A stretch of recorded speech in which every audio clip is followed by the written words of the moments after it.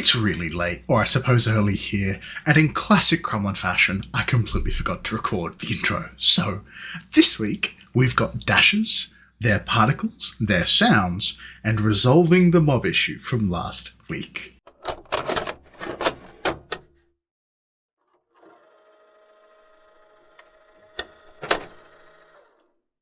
Alrighty, we are back amongst it. So, we have got that lovely issue to fix up this week, where we have got multiple enemies getting delayed, messing with the timer. Let's just jump straight into it.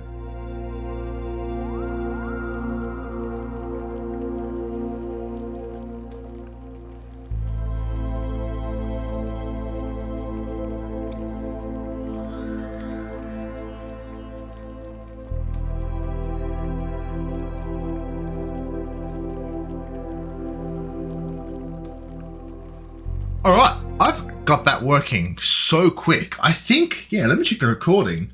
Dead set, it's been like 20 minutes, and most of that time was spent reading up on how the timer node works. I can't believe how quickly I got that to work. Okay. Crazy that it took me like 24 hours last week to just basically figure out the lerp thing exists again. Okay, so what I've done is before, when we were checking to see if the player was too close to a spawning mob, and we would basically start the mob delay timer, and then this would occur down here where it would spawn the child. What I've done is, as I kind of theorized at the end of last week, I have established a variable array called delayed mobs.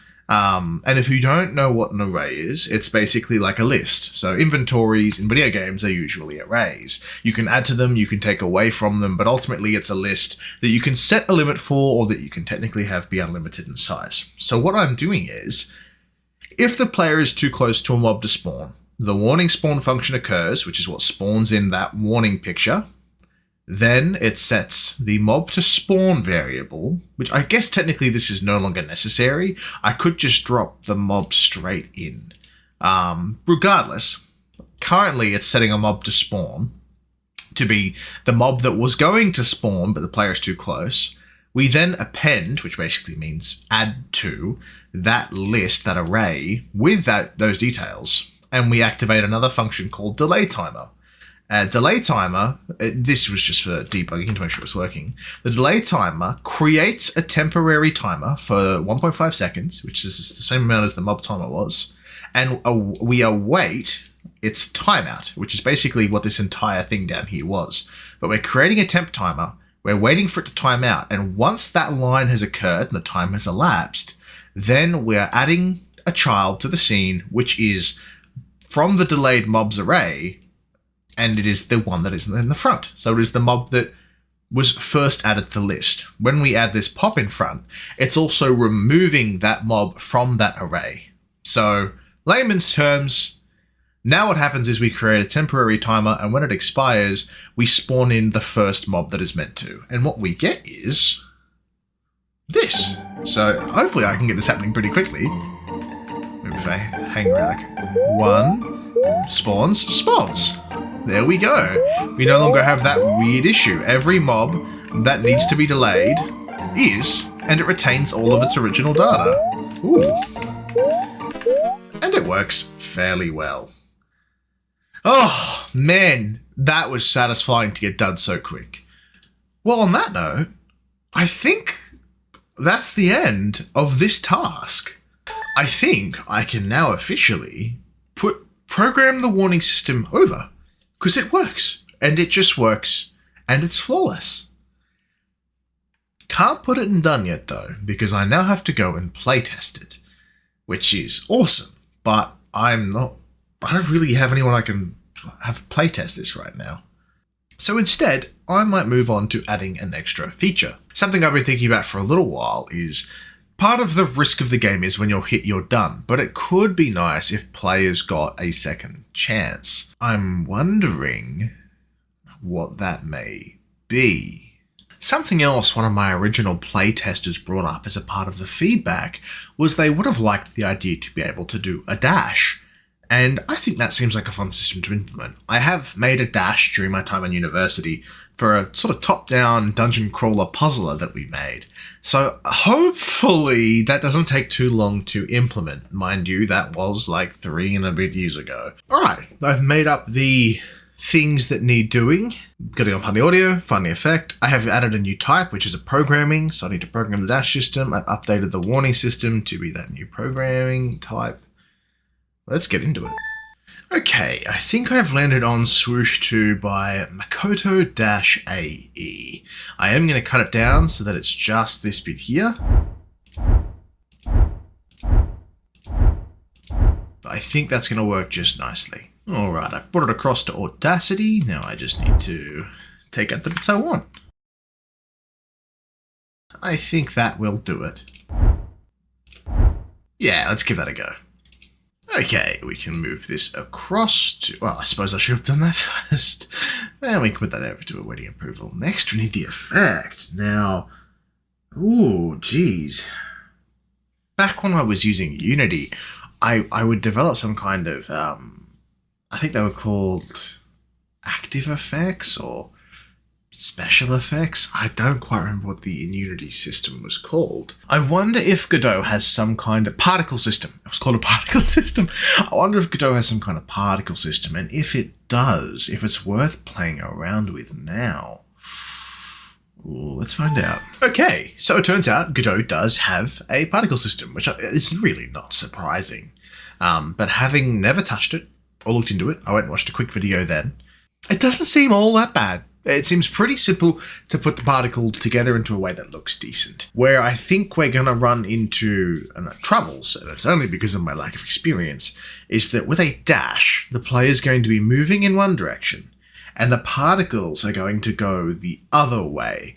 So what's going to need to happen is, when I am in the player code determining the direction of the dash based off of the input of the player, I need to then invert that number to be the opposite way for the, basically, angle the particle has to travel along. That'll be a lot of fun. But what it also means is I actually need to get the player dash programmed first before I can play around with the particle itself. I mean, I technically could make the particle now, but it seems more fitting to get the dash working and then get into the particles. So let's try and make a dash.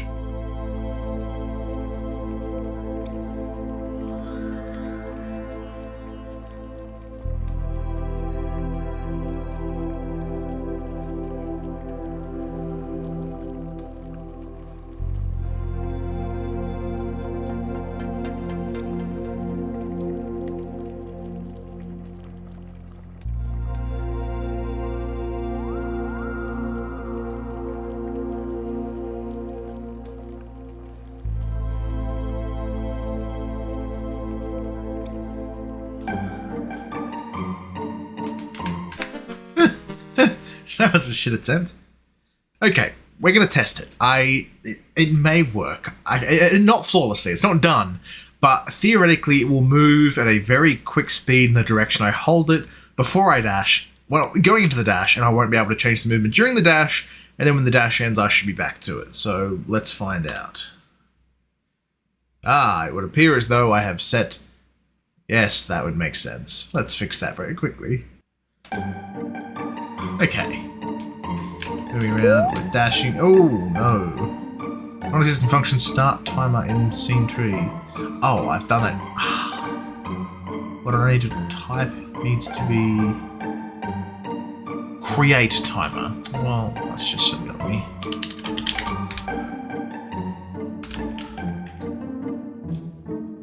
Let's try that again.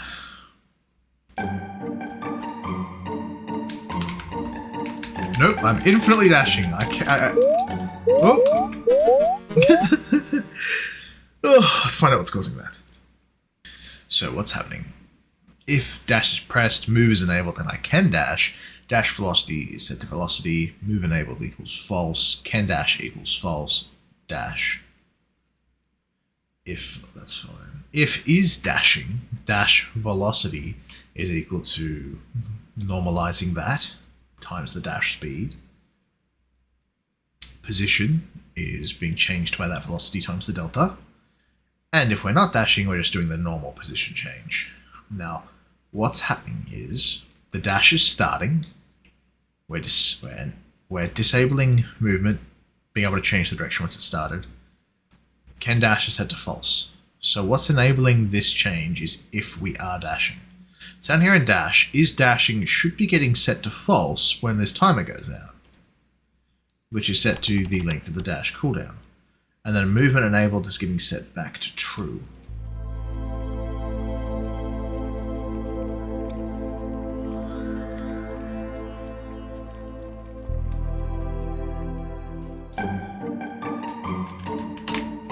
There we are. Dash cooldown, 3 seconds. Okay, I think we've got a dash that's working. Works diagonally. Ooh. Okay, let's have that invincibility stay. Okay, let's dash through this. Nice. Let's dash through this. Oh, and the warning went off when I arrived. Awesome. Obviously, you won't be able to dash as many times in the real game, but ooh, that's what happens when you dash into one. I mean, that's just. If you're going to have a dash, you just need to be careful about where you're dashing. If you land there, like some people will give you like a little invincibility window. Oh, I think that's a bit much for this. Like, if you're going to be dashing, you don't want to be dashing around all over the place. The idea is to dodge the creeps. And you're only going to be able to dash, I reckon, once every 10 seconds. But even still, it might be nice to know where you're dashing. I could implement a system where when you go to dash, you get a few seconds to aim the dash. Maybe you can use the keys to like change the direction of the dash and it will show you a preview of where you'll land. That seems more like a get out of jail free card than a dash. Still, it's a possibility down the line when I do some playtesting if the dash doesn't feel too great. Regardless, I have a dash that works. And as far as I can tell, there's no real glitches. Obviously, there's going to do some fine tuning. Let's have the particles in to get some player feedback so players can actually tell when their dash is up. But for now, I think it looks pretty good. Let's move on to particles. There we are. We have our dripping particle. Now, we're looking for a dash. So I'm imagining nice long streaks of like wind flying past. So the emission shape is basically the shape it's coming out of. I need it to be the same shape as the player. So we're going to go, I guess, sphere. So is it worth actually building this particle on the player? It may be. It may very well be. Then I can just turn it on and off. That might be the play.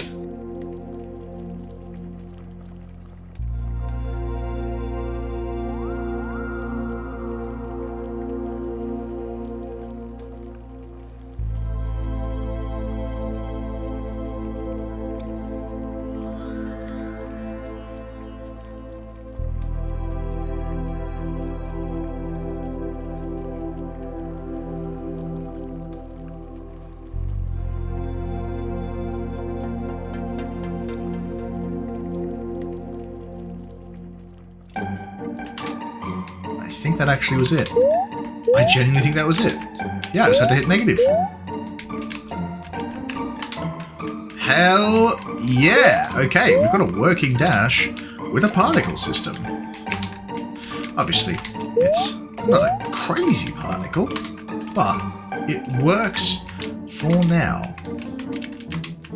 And it lets us get around those massive clumps of mobs you otherwise couldn't. And it actually feels pretty satisfying to use. You can still stand still and do it. I have to fix that. I knew I was forgetting something. Okay, kinda clean. Kinda clean. Okay. Alright, I'm so happy with today's progress. Alright, let's fix that you can dash on the spot and go from there. Okay, maybe that will make it feel a little better, because even then, when you're not pressing a key but there's still movement being executed. Yeah, that's it, that's it. Now you can quick tap and still move. Yeah, okay. That makes it much better. Which means all I'm really missing for this now is the audio and the particle to let the player know they're ready to dash again. Okay, let's make it. Okay, let's just with the sound. Ooh, it works. It's a little loud. Now I think this one, I What I did for my original game when I was doing dash particles is when the player was ready to dash again, I made a bunch of particles like come inwards to the player, like, which kind of gave you the impression you could dash. And actually, I do kind of want that sound to play as well. So maybe I'll need to look for that audio as well. We'll see. We'll see how it goes. But for now, let's get that particle happening.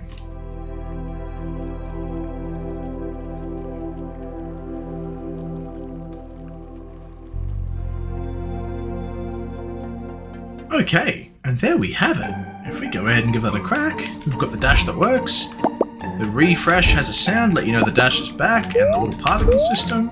You're invincible while you dash. It goes in the direction you press. You can't normally dash when you're standing still. Unless, of course, Crumble messed something up. We do not want to be able to dash while we're standing still. If the player is moving, they can dash and move is enabled. Let's try that from the top, folks. So, you can dash. It lets you know when it's back with particles and sound. You're invincible while you dash. You can't dash while you're standing still. You don't want to be okay when you land on a monster. Ooh. Enemies that need to be delayed, more than one, do so and spawn accordingly. I think we're ready for our next round of playtesting. Once that's done, I then have to come back. If anything needs to be fixed, I fix it up. And then we can move on to adding some different features. Or maybe I'll have spun enough wheels. It took me forever to get the second episode out, and now it is. So maybe by next time we'll have enough to go off of to start doing something. I got no idea.